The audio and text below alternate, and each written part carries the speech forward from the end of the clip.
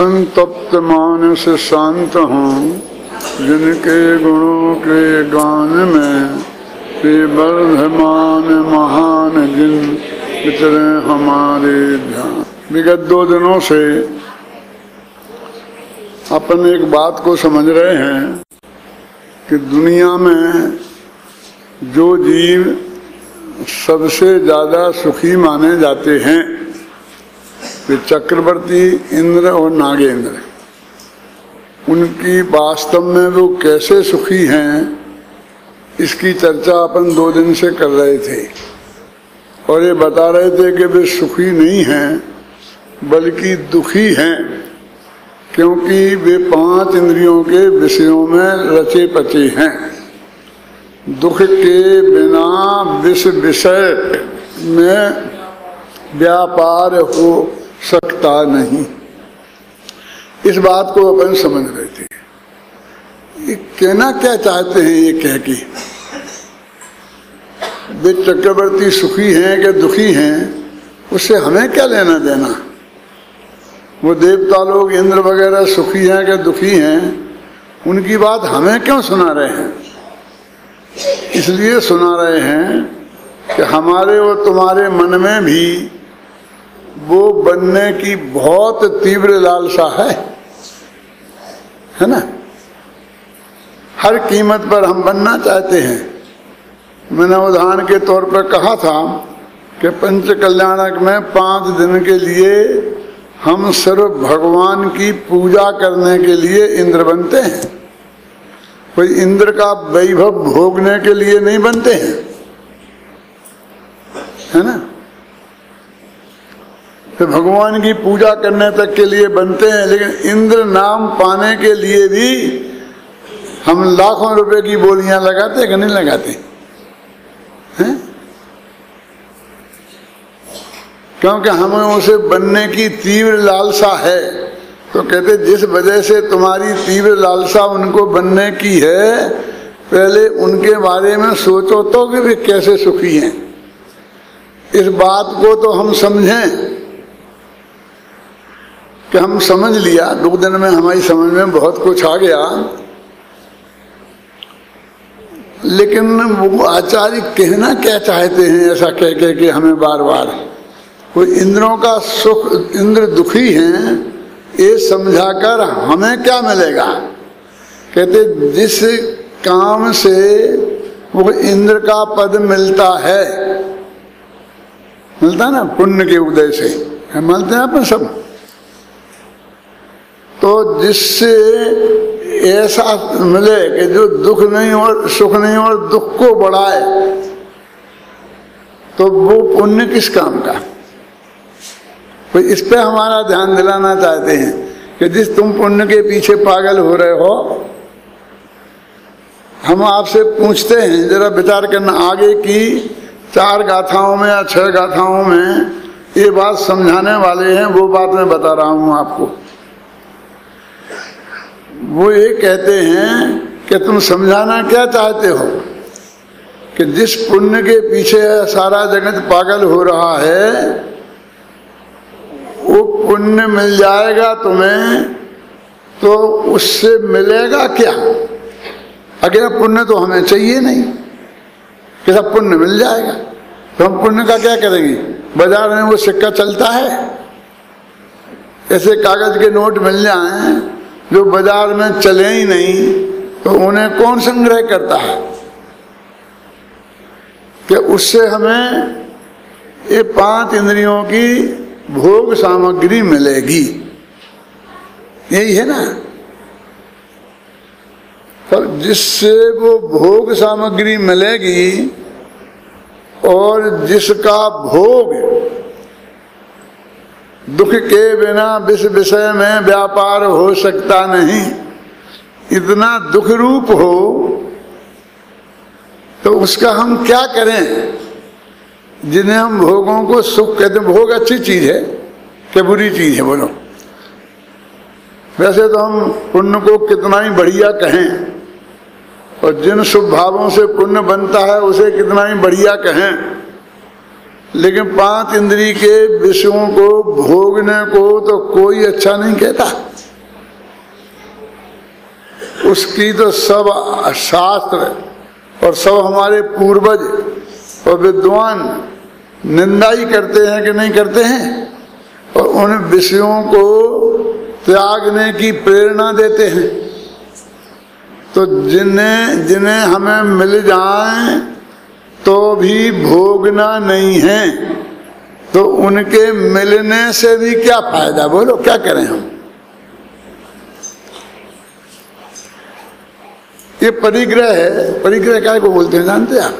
हम सब जानते हैं, रुपए पैसे को। वैसे तो परिग्रह के 24 भेद होते हैं।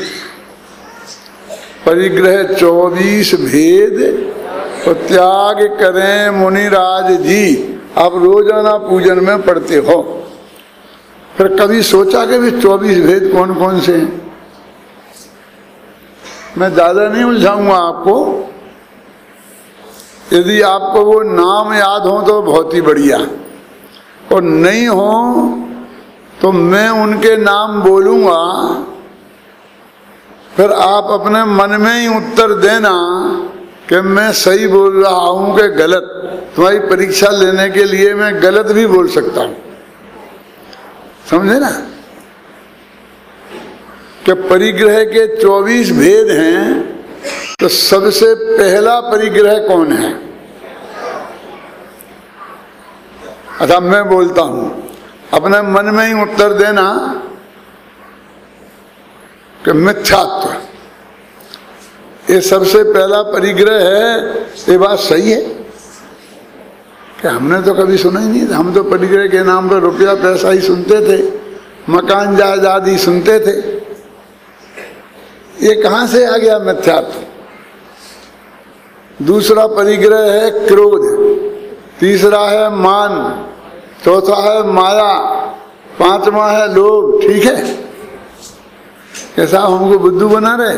ये तो कसाएं हैं।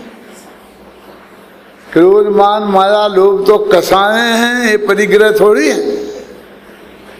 लगता ना हमको ऐसा, लेकिन मैं झूठ नहीं बोल रहा हूं, ये सच है। परिग्रह 2 प्रकार के होते हैं, अंतरंग और बहिरंग। एक मिथ्यात्व और 13 कसाएं, 9 कसाएं और 4 कसाएं। ये अंतरंग 14 परिग्रह हैं, और जो जिनमें रुपया पैसा आता है ना, वो तो बहिरंग परिग्रह है, बाहर बाहर का। वो असली परिग्रह नहीं है। तो असली परिग्रह के 24 भेद हैं, लेकिन ये जो परिग्रह जिसे हम समझते हैं कि ये परिग्रह है, वो सब भोग सामग्री है इनडायरेक्ट वे में, जिसका हमने संग्रह किया है अपने घर में। क्यों? जिसे हम धन समझते हैं, रुपया पे अपनी संपत्ति समझते हैं, और हम सुख का कारण समझते हैं। गुजरात की तो ये हालत है। एक दफे मैं राजकोट गया और मैंने पूछा यहाँ जैनियों के घर कितने होंगे? तो एक भाई बोले 500 घर हैं, जिसमें 100 घर सुखी हैं। मैंने कहा मैंने एक कब पूछा था कि सुखी कितने हैं और दुखी कितने हैं? ये बिना पूछे ही बताते हैं कि कितने सुखी हैं और कितने दुखी हैं। और उनका अर्थ क्या होता है आप समझते हैं? सुखी दुखी का अर्थ, पैसे वाले हैं उन्हें वे सुखी कहते हैं, और जिनके पास पैसे की थोड़ी कमी है उन्हें वे सुखी नहीं है, वे सामान्य जैनी है। दुखी तो नहीं कहते हैं। वे इतने लोग सुखी हैं और बाकी हैं सब ठीक है, हैं? तो वो ये कहते हैं कि ये जिसको आप सुख कह रहे हो, जिन्हें आप सुखी कह रहे हो, वे कितने सुखी हैं, ये बात तो हम समझाने तुम्हें आए हैं। आचार्य महाराज कहते हैं कि ये प्रकरण इसी बात को समझाने का है कि वे सुखी हैं कि दुखी हैं। लोक में तो कहते हैं जिनके पास बहुत धन होता वही बड़े कहलाते हैं, कि ये बड़े लोग हैं। काय के बड़े हैं? हम तो देखा कि 5 फुट के ही हैं, बड़े कैसे हो गए? क्यों? तो कहते हैं जिनके पास अधिक भोग सामग्री मौजूद है, तो वो भोग सामग्री जो मौजूद है वो सुख की निशानी है कि दुख की, ये एक बताना चाहते हैं। जिसके पीछे हम भाग रहे हैं, जिसे हम जोड़ने के पीछे इतने लग रहे हैं, तुम उसकी एक दफे स्थिति तो समझ लो। ये पुण्य कैसे बनता है, कैसे उदय में आता है, कैसे भोगने में आता है, ये बात तो समझ लो। अपने घर के आंगन में हमने एक पेड़, ये विष वृक्ष लगाया। क्या लगाया? विष वृक्ष के जिसकी छाया बहुत अच्छी है, लेकिन उसमें जो फल लगते हैं वे विष फल हैं। बोलो, कोई लगाएगा? क्योंकि उन्हें खाओगे तो मरोगे। तो हमारे पुण्य हमने बोया था, उसके फल में जो ये परिग्रह नाम का पेड़ होगा, इसका एक नाम क्या है? परिग्रह है ना।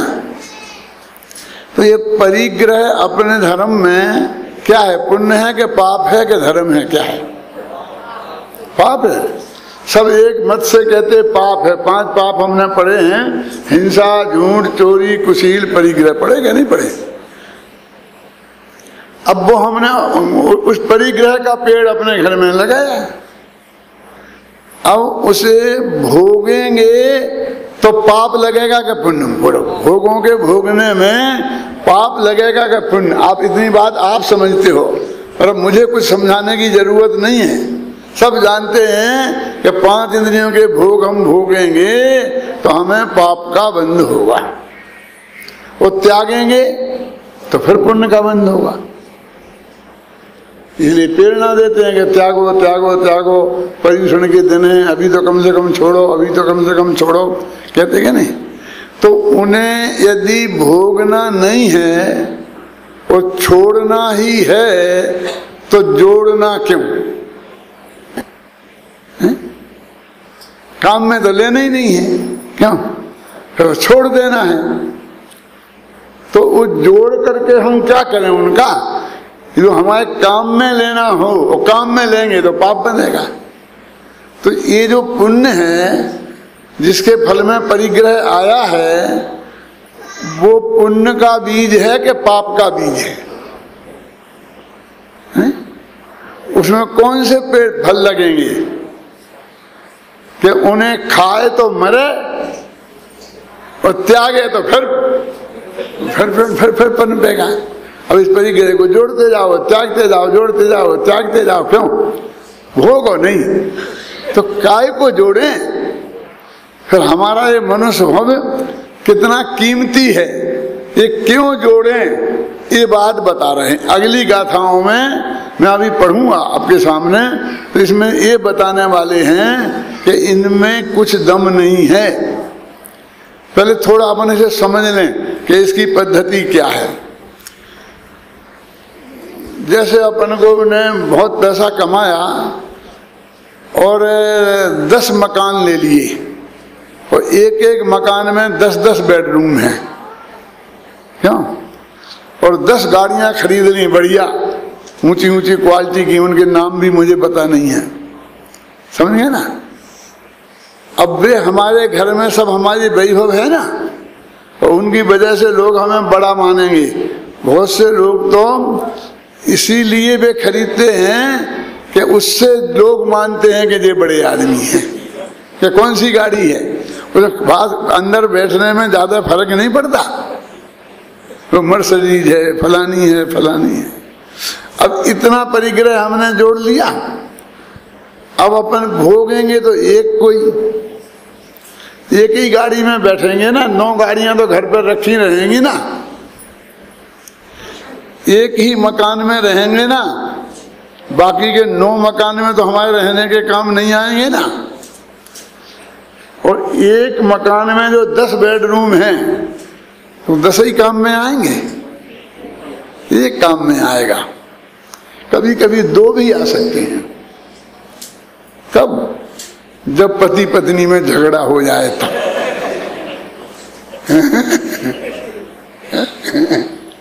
क्यों? अच्छा है 2 काम में आवे हैं। नहीं नहीं नहीं, हमें नहीं चाहिए, हमको ये नहीं चाहिए।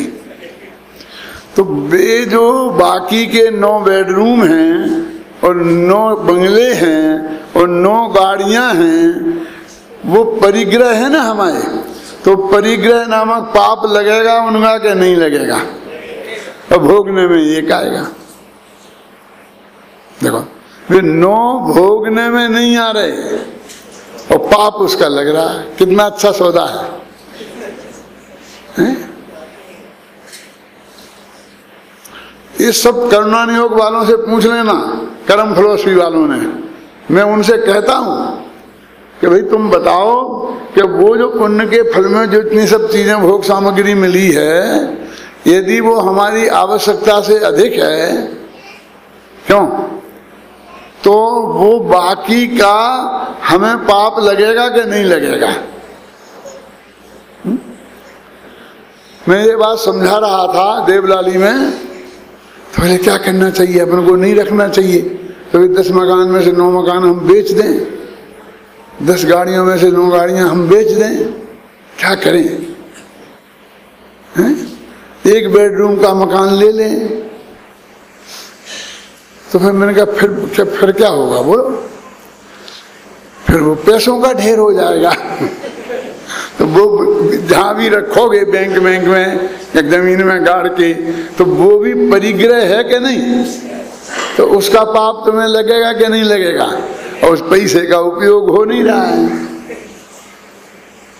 सोचो कितना विचित्र गणित है, ये कितना महंगा सौदा है, हैं? हम दिन रात जिसे बढ़ाने में 24 घंटे लग रहे हैं। सब क्या कहते हैं अभी कि भैया पैसा कैसे मिलता है? पुण्य के उदय से मिलता, पुण्य के उदय से मिलता।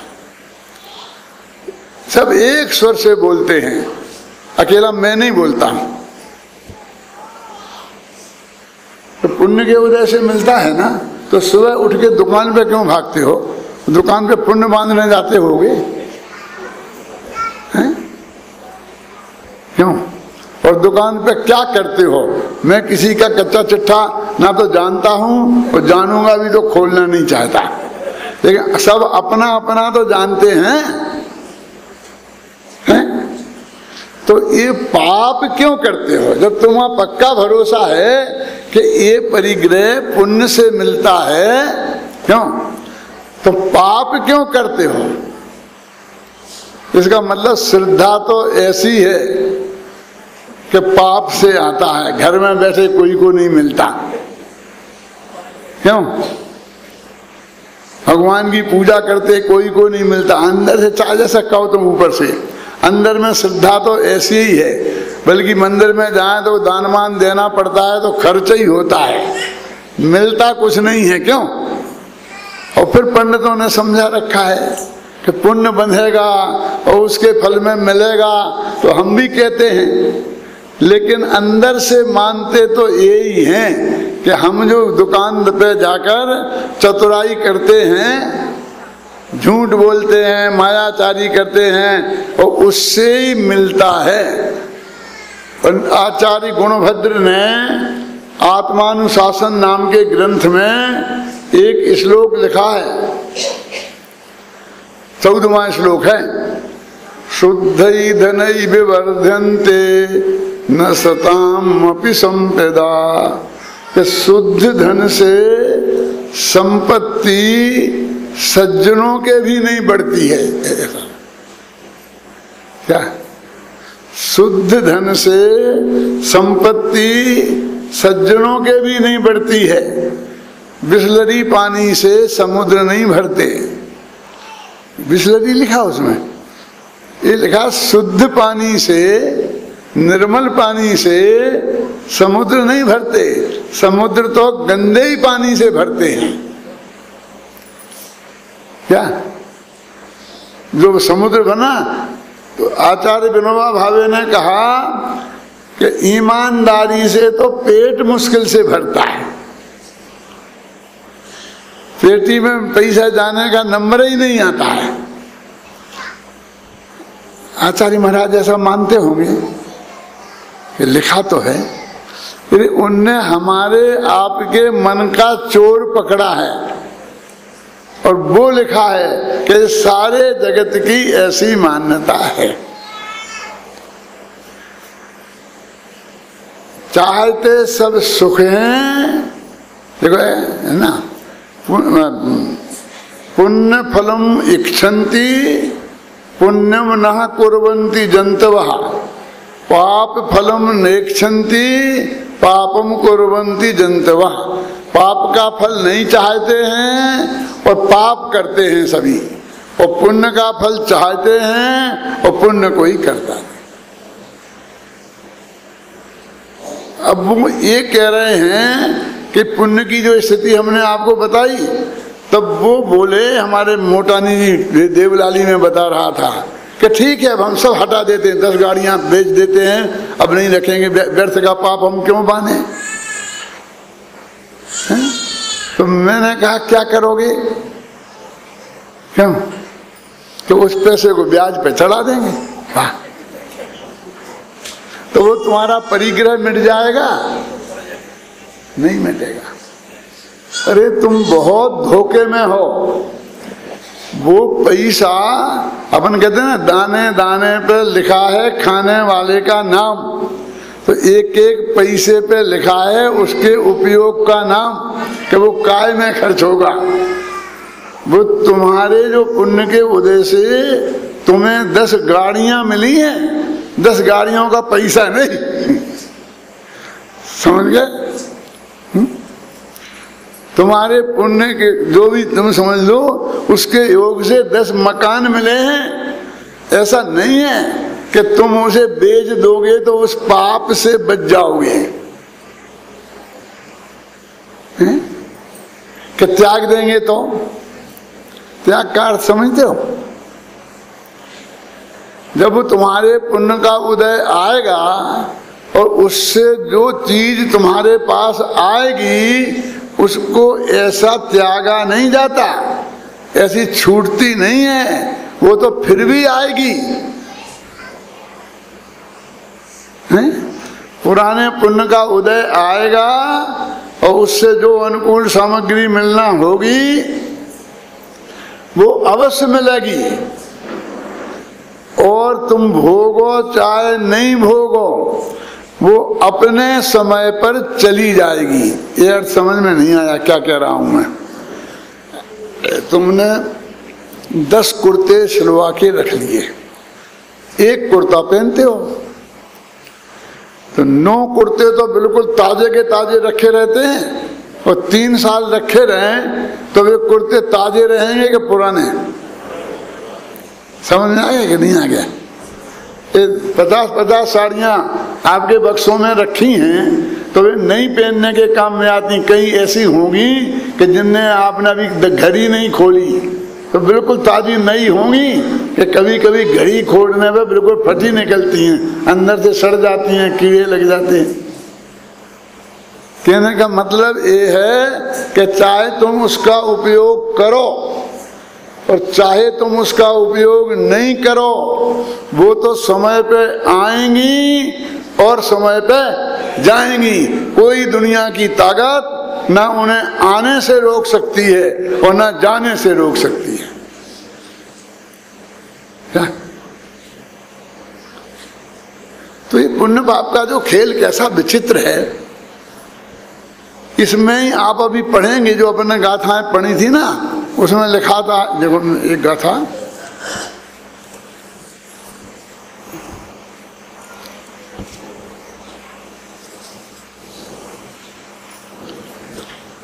मैं आपसे कहता हूं कि इन्हें आप ध्यान से पढ़ो तो आपको ख्याल में आएगा कि उसमें क्या लिखा है।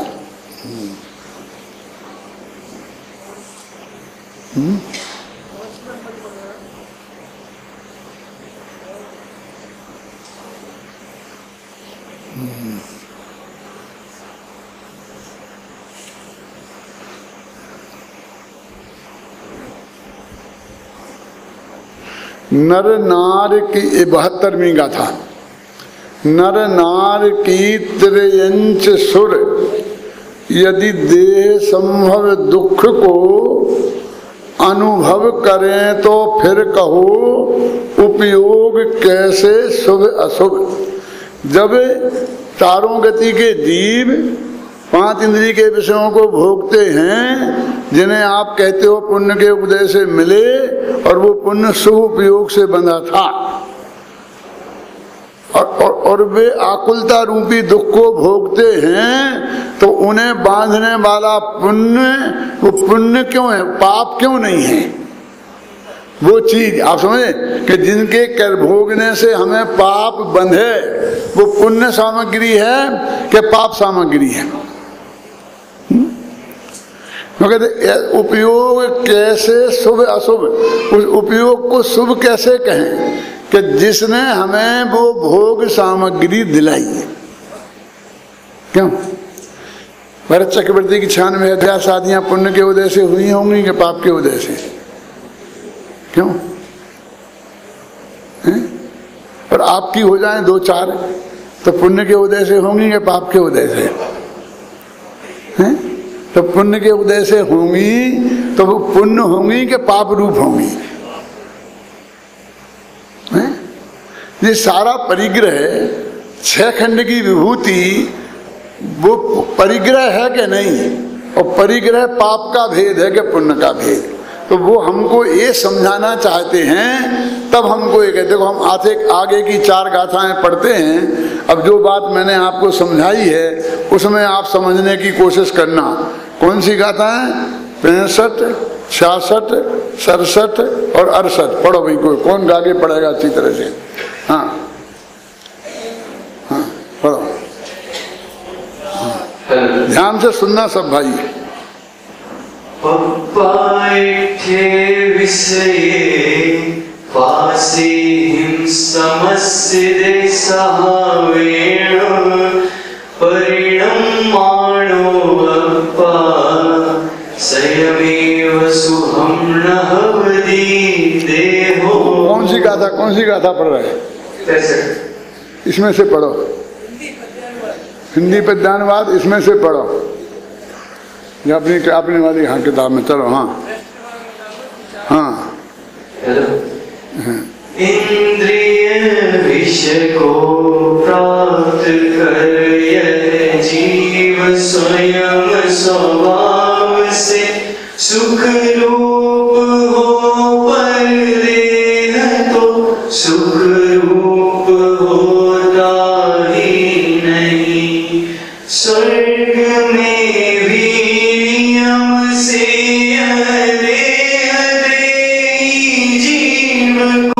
सुख नहीं दे जीव ही, बस स्वयं सुख दुख रूप हो। तिमिर हर हो दृष्टि जिसकी, उसे दीपक क्या करे। जब जिए स्वयं सुख रूप हो, इंद्रिय विषय तब क्या करे। देखो वो जो क्या कह रहे हैं, इंद्रिय विषय को प्राप्त कर यह जीव स्वयं स्वभाव से सुख रूप हो, है ना? सुख रूप हो, यहाँ गद्य करो ना। इंद्रिय विषयों को प्राप्त कर यह जीव सुखी होता है ना, तो स्वयं स्वभाव से सुख रूप, पर देह तो सुख रूप होती ही नहीं। कहते वो जीव सुख रूप होता है इंद्रिय के विषयों को प्राप्त करके, लेकिन शरीर सुख रूप नहीं होता, क्योंकि शरीर तो पुद्गल का बना हुआ है, उसमें सुख गुण है ही नहीं, तो वो सुख रूप कैसे होगा? तो तुम लोग ये मान के बैठे हो कि शरीर स्वस्थ होगा, सुंदर होगा तो मुझे सुख होगा, तो कहते ये बात नहीं है। फिर अगला छंद, स्वर्ग में भी नियम से यह देह देही जीव को सुख नहीं दे। देखो वो कहता कि देखो मनुष्य गति में शरीर सैकड़ों बीमारियों का घर है, झंझट बहुत है, इसलिए ये सुख रूप नहीं होता। लेकिन स्वर्ग में तो वैक्रियक शरीर है और उसमें पंच धातु से रहित है, शब्द धातु से रहित है, और वो कभी बीमार भी नहीं पड़ते, भोगों के लिए शक्ति कभी कम नहीं पड़ती। तो वो कहते नहीं, स्वर्ग में भी नियम से यह देही जीव को, देही माने देह वाले जीव को सुख नहीं दे। ये शरीर सुख नहीं देता, जीव स्वयं ही सुख रूप होता है और दुख रूप होता है। वो स्वर्ग का जीव भी जो इतनी बढ़िया देह है वो भी कभी दुखी होता है। ये मनुष्य गति का जीव भी जो 1000 बीमारियों का घर देह है वो भी कभी सुखी होता दिखाई देता है ना। दुकान में बेटा खबर लाता है कि आज 1 लाख का फायदा हुआ, तो पलंग पे पड़ा हुआ बाप खुश हो जाता है कि नहीं हो जाता? बोलिए, उसे वो सुख रूप होता है ना। तो देह की अच्छा होने से ना तो संसार के सुख का कोई संबंध है ना दुख का कोई संबंध है, क्योंकि देह पुद्गल की बनी हुई है और पुद्गल में सुख नाम का दुख नाम का गुण नहीं है। तो कैसे होता फिर ये जीव? कहती जीव अपने स्वभाव से ही उस रूप परिणमित होता है कि स्वभाव से तो सुख रूप परिणमित होना चाहिए, दुख रूप परिणमित क्यों होता है? कहते भैया एक विभाव स्वभाव होता है और एक स्वभाव होता है, समझे ना। दुख रूप परिणमित होने का स्वभाव भी इस जीव का है कि बिना ही प्रयोजन कभी बहुत दुख रूप हो जाता है। कल्पना में कुछ नहीं, सारा परिग्रह अपनी जगह है, 1 नए पैसे का कोई घाटा नहीं हुआ है, नुकसान नहीं हुआ है, और बैठे बैठे कल्पना करता है कि कहीं ऐसा हो कि एकदम जो शेयर मैंने खरीदे हैं उनका भाव आधा हो जाए तो क्या हो, और बस विचार में चढ़ जाता है और चढ़ जाता है, बहुत दुख रूप हो जाता है। हाय राम, क्या हुआ क्या हुआ क्या हुआ? कोई पूछता है कि मैंने सोचा कि इस शेयर के भाव गिर गए तो क्या? अरे गिरे तो नहीं गिरे तो भी कल्पना करके दुखी हो जाता है, और कभी कल्पना करके बहुत सुखी हो जाता है। श्मश्रु नवनीत का उदाहरण दिया है कि एक व्यक्ति रोजाना साधारण था तो वो दूसरे के घर से छाछ मांग के लाता था और छाछ पीता था। तो छाछ पीने से उसकी मूंछों में कुछ चिकनाई लग जाती थी, नवनीत नैनू समझ गए ना, मक्खन लग जाता था। तो उसे निकाल के जोड़ के इकट्ठा करता रहा, तो कुछ ऐसा ही 1 किलो हो गया। उसने सोचा कि इतना ये नवनीत है, मैं इसे बेचूंगा तो इतने पैसे आएंगे, फिर उनका मैं ऐसा करूंगा, फिर ऐसा करूंगा, फिर एक गाय खरीदूंगा, फिर उसके बछड़े होंगे, फिर उसके दूध होगा, फिर उसके बहुत नवनीत होगा, और होते होते फिर मेरी शादी हो जाएगी, फिर मेरे बच्चे होंगे, फिर मेरा बच्चा रोएगा तो मैं चिल्लाकर वहां से कहूंगा कि इस बच्चे को क्यों नहीं चुप करती है, लेकिन वो आएगी नहीं क्योंकि वो काम में लगी होगी। तो मैं उसे इस तरह लात मारूंगा और जोर से लात फटकारी तो वो जो हांडी लगी रखी थी ना ऊपर, वो फूट गई, तो रोने लग गया जोर जोर से, क्योंकि मेरा सारा खेल बिगड़ गया। यदि ये नवनीत रहता तो मैं ऐसा हो जाता। क्यों ऐसे कल्पना लोक में आप लोग नहीं चढ़ते हैं? पूरी कहानियां ही हैं। अरे कहानियां तो हमारे अंदर के स्थिति को समझाने के लिए आचार्यों ने गढ़ी है कि सभी लोग ऐसे कल्पना लोक में कहाँ कितने कितने विचरण करते रहते हैं। तो जीव अपने स्वयं स्वभाव से सुखी दुखी होते हैं। अपन कहते हैं ना, अरे उसे कोई कमी नहीं है, वो तो कंजूस स्वभाव का ही है, उसे खाया नहीं जाता, कहते कि नहीं कहते हैं? उसे कोई कमी नहीं है, लेकिन वो दुखी है तो स्वभाव से है, और कल्पना लोक में विचरण कर करके वो सुखी भी होता है। देखो वो कहते हैं ना, तिमिर हर हो दृष्टि उसकी जिसकी उसे दीपक क्या करे। ये उल्लू बिल्ली होती है, इनकी आंखें ऐसी होती हैं कि इन्हें अंधेरे में दिखता है, उसे बोलते तिमिर हर दृष्टि, अंधकार को हरण करने वाली दृष्टि। तो जिसकी दृष्टि तिमिर हर हो, ऐसे जीव को दीपक की क्या जरूरत है? उसे दीपक क्या करे? जब जीवन स्वयं सुख रूप हो तो उसे विषय क्या करें? यदि आत्मा स्वयं सुख रूप है तो उसे पंचेंद्रिय के विषय सुखी कैसे करेंगे? वो स्वयं सुख रूप है कि दुख रूप, कि वो स्वयं ही दुख रूप परिणमित होता है। अपने कल्पना लोक में विचरण करके ये जीव स्वयं सुख दुख रूप होता है। वो कहते हैं कि यदि शरीर से जीव सुखी होते होते, रुपये पैसे से जीव सुखी होते होते, तो सिद्ध भगवान कभी सुखी नहीं होते, क्योंकि ना उन्हें शरीर है और ना उनके पास रुपया पैसा है। क्या? लेकिन वे स्वयं स्वभाव से ही सुखी हैं। तो जैसे सिद्ध भगवान शरीर नहीं होने पर, धन नहीं होने पर सुखी हैं, तो वैसे ही संसारी जीव भी धन नहीं होने पर, शरीर गोरा भूरा नहीं होने पर भी सुखी हो सकता है। वो जीव स्वभाव से ही सुखी दुखी होता है। वो कहते हैं सुखी दुखी होने के सारे कारण तेरे अंदर विद्यमान हैं, आत्मा में ही हैं। आप कहोगे जो हम पे ही सारा मर रहे, देखो मर नहीं रहे, तुम्हारे हाथ में मोक्ष जाने का रास्ता दे रहे कि यदि हम किसी दूसरे के कारण दुखी होते तो सुखी भी दूसरे के ही कारण होते। वो हमसे नाराज होके हमें दुखी कर देता तो वो हमसे खुश होकर हमें सुखी करता, तो हमारे चित्त में क्या भाव आता कि इसकी गुलामी करो, ये खुश हो जाएगा तो मुझे सुखी कर देगा। तो जे हमने अपनी चोटी उसके हाथ में सौंप दी,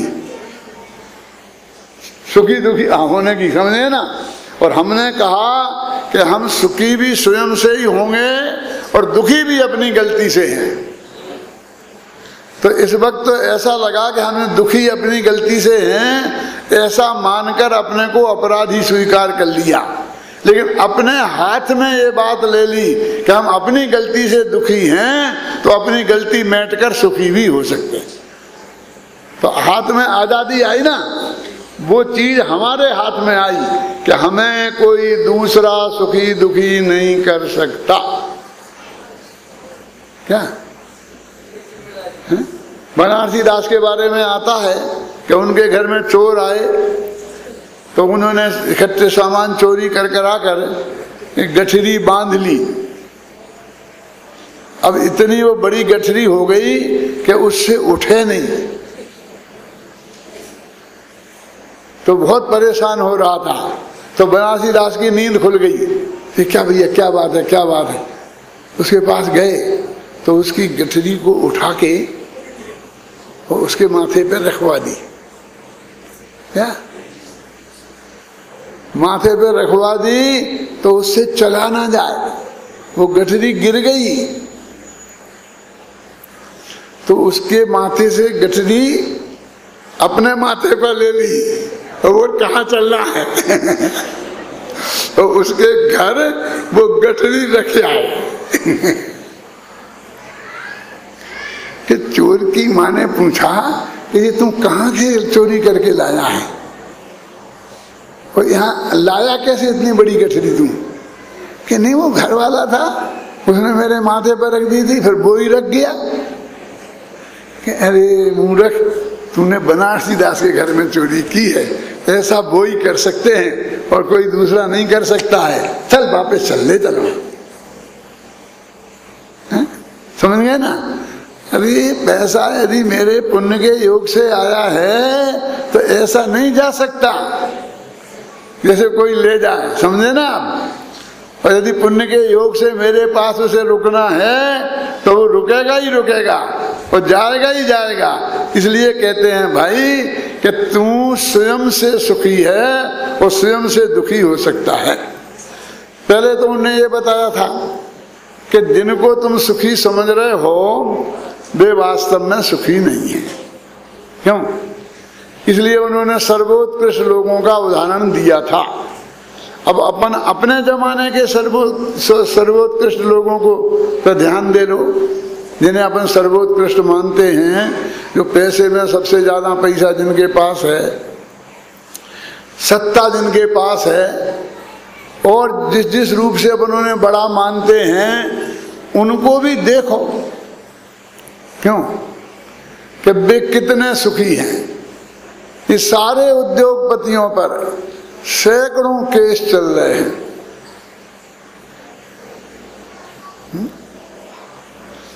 साहू शांति प्रसाद जी हमारे एक शिविर में आए थे उद्घाटन करने। वो शिविर सन 77 का था, प्रांतिज में लगा था, जिस साल अपना ये महाविद्यालय खुला था उस साल। तो उस वक्त उन पे भी 2-4-10 केस चल रहे थे, तो अखबारों में बहुत चर्चा थी। तो हम लोगों ने ऐसे ही पूछा कि साहब सब ठीक तो है, कोई गड़बड़ तो नहीं है? ऐसा ऐसा सुना अखबारों में ऐसा। अरे वो तो आता रहता, ऐसे तो हम लोगों के यहाँ चलते ही रहते हैं।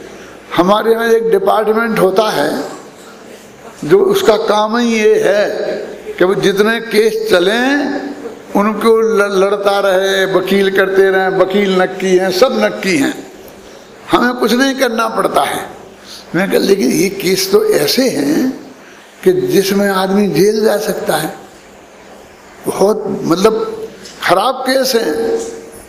बोले कोई कुछ नहीं होता, कुछ नहीं। पंडित जी छोड़ो आप इस बातों को, आप क्या करोगे इस जान करके? मैं कहा नहीं, वैसे ही विकल्प आता है, आप अपने हो इसलिए विकल्प आता है। बोले कि ऐसे केसों को जिसमें हम समझते हैं, हमारा वकील समझता है कि गारंटी से सजा होगी, बच नहीं सकते, तो ऐसे केसों को हम पेशी लगवाते रहते हैं, पेशी लगवाते रहते हैं। कब तक? जब तक हम मर ना जाए तब तक। और मर जाते हैं जब, तो वो केस अपने आप खत्म हो जाते हैं। इन सारे उद्योगपतियों के केस ऐसे ही चलते रहते हैं और ऐसे खत्म होते रहते हैं। यदि हम उसकी फिक्र करें तो हम रात में सो ही नहीं सकते। आप देख लो एक एक करोड़पति के हैं। ये जो मतलब अकेले चक्रवर्ती की वो इंद्र की बात नहीं है। अपन कहीं भी देखो, जिसे सुख दुख कहते हैं, ये तो भोग सामग्री को हम सुख कहते हैं और उसकी वजह से उसे सुखी कहने लगते हैं। लेकिन वास्तव में वे सुखी नहीं। बम्बई में सबके एयर कंडीशन मकान, बढ़िया बढ़िया मकान हैं, और बाजार में जाकर के वो कपड़ा मार्केट देखा आपने, एक एक की 2.5 फुट की वो पाटिये हैं उसमें बस, और उस पर वो सेठ जी बैठे रहते हैं। एयर कंडीशन तो पूरा बाजार थोड़ी एयर कंडीशन होता, तो वहाँ से चें पें इतनी होती है आवाज़ कि फ़ोन से बात नहीं कर सकते, पसीने से तरबतर। और व्यापारी लोग आगे खरीदते रहते हैं, बेचते रहते हैं। वे तो बेचारे दिन भर वहाँ पड़े रहते हैं। पुण्य का उदय तो सेठानी का है कि जो एयर कंडीशन में बैठी रहती, मोटी ताजी होती रहती। 3 सेठ जी बन जाए जिसमें क्या वो कब हो पाते हैं? आप देखो, आपके दिल्ली में भी ऐसा होगा।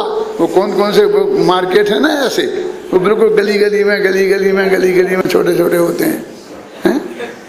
मैंने देखे नहीं बहुत दिनों से। पहले मैं जब बचपन में एक दफे आया था तो उस वक्त मैंने देखे थे। वो सदर बाजार में उधर अंदर है कि नहीं है? क्या है? पुण्य को पाप का उदय। तो वो ये कह रहे हैं कि ये जीव में ये सुख नहीं है जिसे तूने सुख मान रखा है। वास्तव में ये सुख नहीं है, ये सुखाधिकार चल रहा है। ये सुखाधिकार की अंतिम गाथाएं हैं, ये उनने निष्कर्ष निकाला।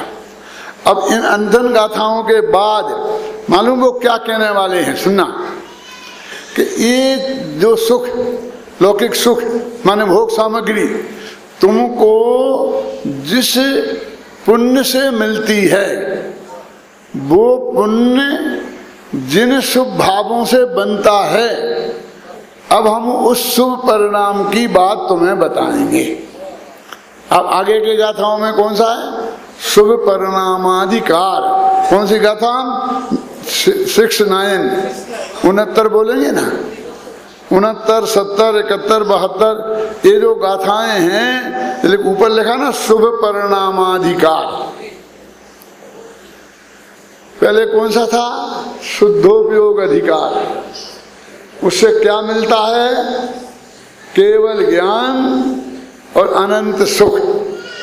तो केवल ज्ञानाधिकार और सुखाधिकार, ये सुखाधिकार पूरा हुआ कि वो जो है केवल ज्ञान वाला सुख ही, अतीन्द्रिय सुख ही वास्तव में सुख है, और इंद्रिय सुख वाला सुख ये सुख है ही नहीं। इसमें दो गाथा है, इंद्रिय सुख सुख नहीं दुख है। गाथा कौन सी? 76वीं देखो, इंद्रिय सुख सुख नहीं दुख है, विषम बाधा सहित है। मिला? है बंध का कारण दुखद, परतंत्र है, विच्छिन्न है। कि इंद्रिय सुख जिसे हम सुख कहते हैं, वो सुख नहीं है, वास्तव में दुख है। मूल गाथा में ऐसा लिखा है, इंद्रिय सुख सुख नहीं दुख है, विषम, वो विषम है, सम नहीं है, अच्छा नहीं है, बाधा सहित है। जब कोई भी आएगा तो उसमें एक न एक बाधा खड़ी होगी। विषम बाधा सहित है बंध का कारण, और दुखद है, और परतंत्र है, और नष्ट हो जाने वाला है। इंद्रिय सुख, जिस शुभ परिणामों से हमें वो इंद्रिय सुख मिलता है, वे शुभ परिणाम क्या हैं? अब इसकी चर्चा इस शुभ परिणामाधिकार में चलेगी। क्यों? आचार्य देव तो आपको शुद्धोपयोग कराकर मोक्ष सुख में ले जाना चाहते हैं, लेकिन ये जीव कहता है कि आपने वो हमें समझाया और ये भी बताया कि उससे अनंत सुख मिलेगा, मोक्ष वाला सुख मिलेगा, है ना? वो ठीक है, आपकी बात हमें कोई ऐतराज नहीं है, लेकिन अभी हमारा मोक्ष में जाने का विचार नहीं है। क्यों भैया, क्यों नहीं है? तुम्हें मोक्ष में जाने का विचार क्यों नहीं है? कि पर नहीं, छोड़ो ना इस बात को। मैं छोड़े क्यों, बता ही दो ना। बोले है क्या वहां? न खाने को मिले, न पीने को मिले, न घूमने को फिरने की सुविधा है। अब और तो और वहां जाके फंस जाओ तो लौट के आने की भी सुविधा नहीं है। हम तो उन लोगों में से हैं कि संवेद शिखर भी जाते हैं तो वापसी का टिकट साथ में लेके जाते हैं। एक दफे वहां जाके फंस गए, क्यों? फिर क्या? हमें नहीं जाने मोक्ष में। मैंने कहा भैया, तुमने मोक्ष के सुख का स्वरूप नहीं समझा, इसलिए तुम ऐसी बातें करते हो। वो क्या समझता है कि ऊपर एक जगह है, सिद्धशिला बोलते हैं ना, जिसे आप मंदिरों में चित्र बना दिए हैं, ऐसे लगा दिए हैं, और वहां ये जीव जाता है तो उल्टा लटक जाता है सिर के बल।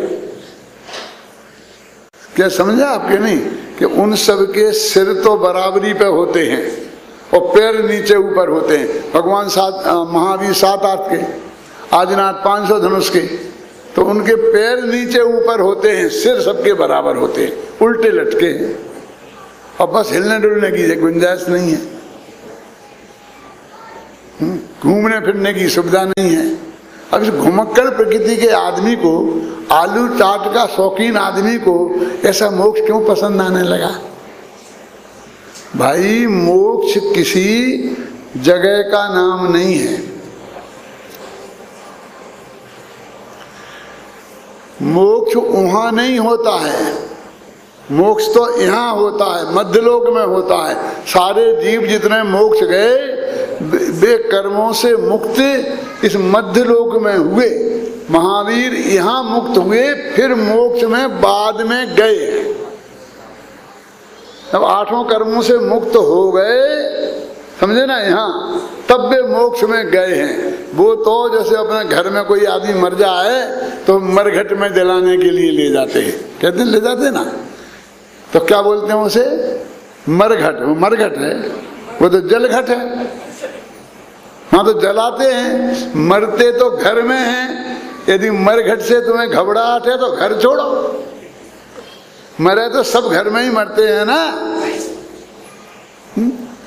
तो मोक्ष तो मध्यलोक में ही होते हैं, वहां तो मोक्ष होने वाले जीव जाते हैं, फिर वहां रहते हैं।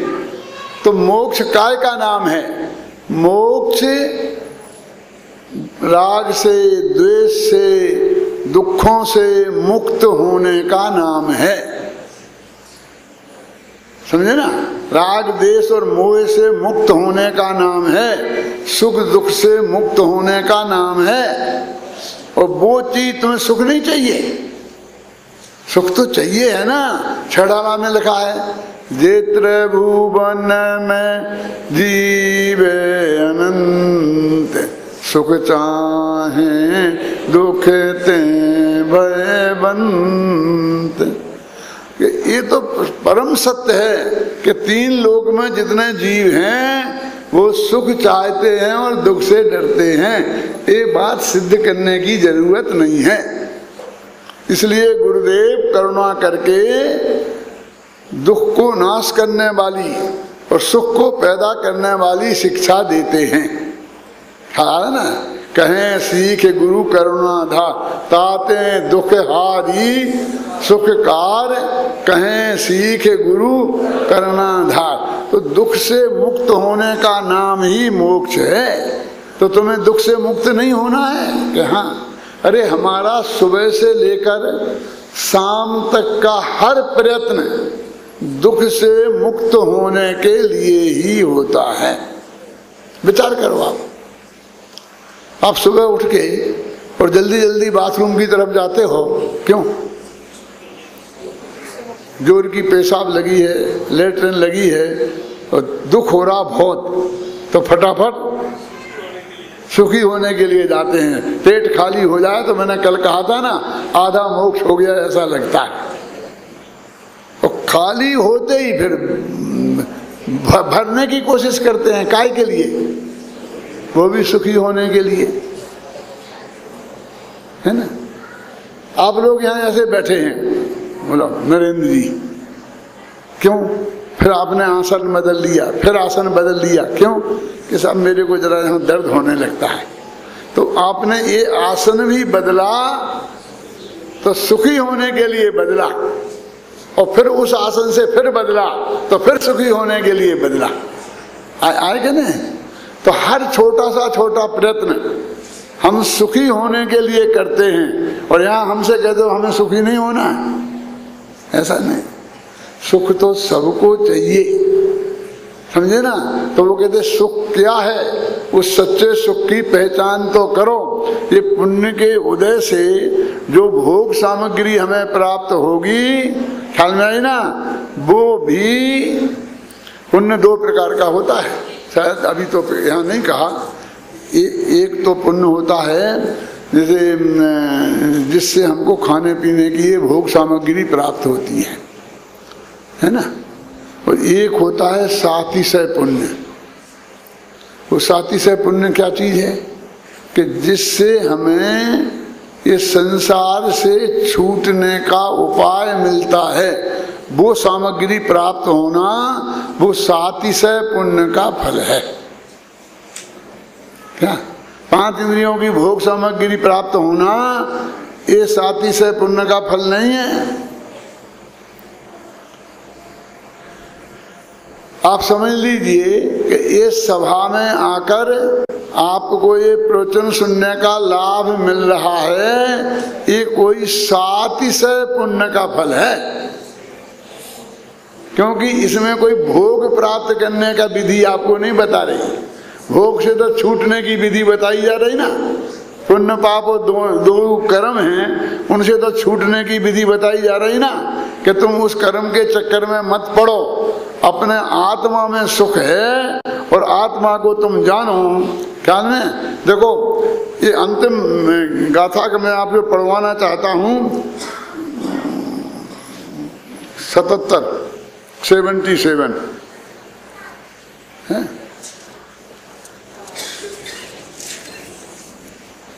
पुण्य पाप में अंतर नहीं है, संसार सागर में भ्रमे मत मोह से आच्छन्न। क्या कह रहे? पुण्य और पाप में कोई अंतर नहीं है। हमने इतनी लंबी व्याख्यान दे करके 3 दिन में ये समझाया। क्या समझाया? कि पुण्य के फल में जो भोग सामग्री मिलती है वो भी हमें पाप के गड्ढे में डुबा देती है। तो पुण्य और पाप में कोई अंतर नहीं है। इस बात को जो लोग नहीं मानेंगे, पुण्य पाप में अंतर नहीं है, जो न माने बात यह है। ख्याल में है ना? वे संसार सागर में भ्रमे, वे संसार रूपी समुद्र में अनंत काल तक घूमते रहेंगे। संसार सागर में भ्रमे मद मोह से आच्छन्न वे मिथ्यात्व से आच्छन्न होकर संसार सागर में घूमेंगे। आपको वो ये समझाकर इन गाथाओं के माध्यम में यहाँ पहुँचाना चाहते हैं। क्या फिर ये प्रश्न आएगा कि उस मोह को, जिस मोह से ऐसा सब हो रहा है, हम कैसे नाश करें?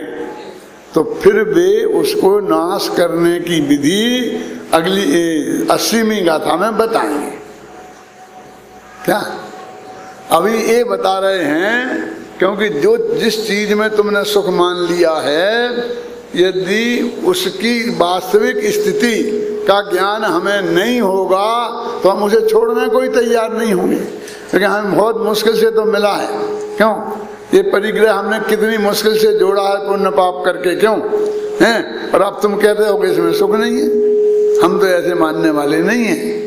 तो नहीं मानोगे तो बता रहे अनंत काल तक संसार में परिभ्रमण होगा। तो ये अपना कल अपन कौन शुभ परिणामाधिकार आरंभ करेंगे। कल गाथाओं का पाठ भी अपन शुभ परिणामाधिकार से ही आरंभ करेंगे, हैं? जो विषय आगे चलना है।